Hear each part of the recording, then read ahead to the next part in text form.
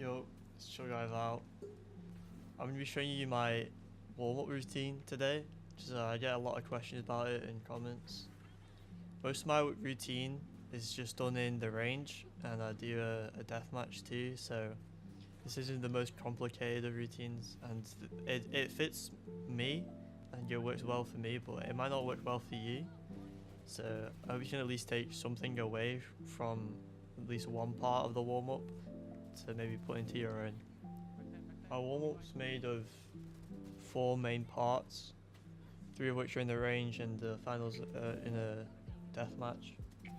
So it's not the longest, but it does its job for me.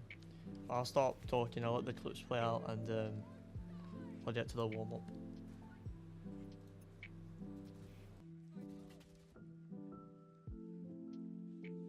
Okay, for our first one, micro flicking, we're just going to click normal practice. I like to go up close because it gives a little bit more of a flick than from far away.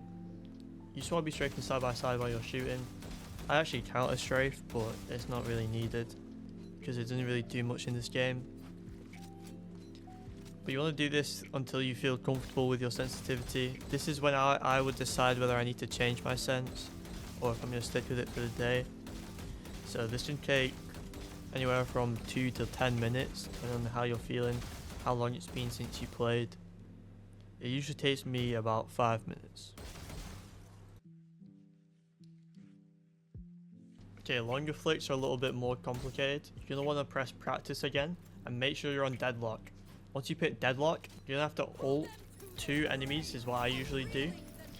Before they reach the end of the ult, you have to uncheck practice. Once they fall, you're gonna have to wait until they respawn. Sometimes it bugs out and only one will respawn, or one's unkillable. You just have to start over again. It's kind of buggy.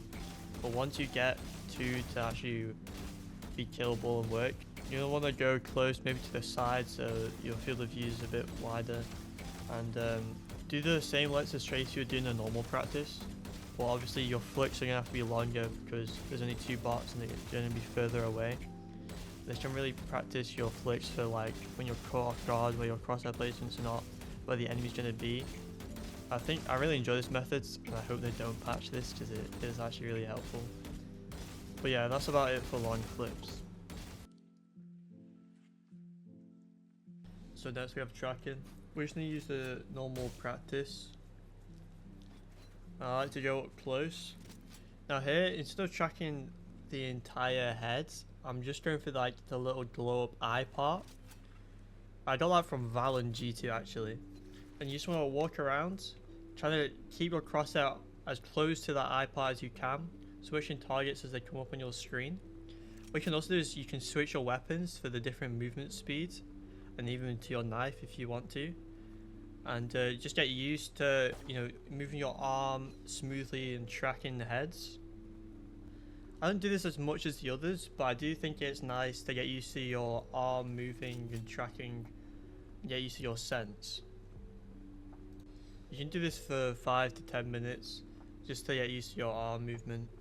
But that's it for tracking. Let's move on to deathmatch. So in the deathmatch, this is where we use all 3 of the different aspects together. What I want to do is, when I'm moving around corners, I want to be at head height, and I want to be tracking the wall. And so in an ideal case, the enemy's head is going to be right where my crosshair is, and so I'm only going to have to use micro adjustments to get the kill. And so already we're using 2 out of the 3 practices we did in the range, but we're already using tracking, and we're already using micro adjustments.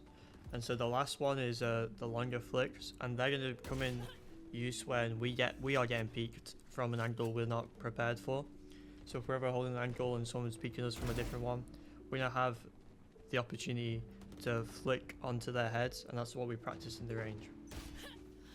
I think it's nice to do this at the end of your warm-up so you can make sure that you really do feel ready for comp.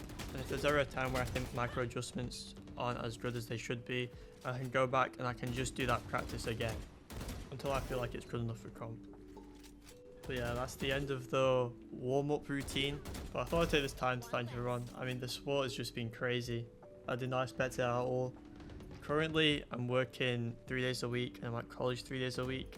And so trying to get videos out weekly, it's going to be a challenge, but it won't last forever because soon, about June this year, I'm going to be leaving college, and that's when I can really put all my time and energy into this channel, into Twitch, into all the socials. So I hope you guys can just stick around for that, because I think it will be great. Anyway, I hope you guys enjoyed this video. I'll see you soon. GG.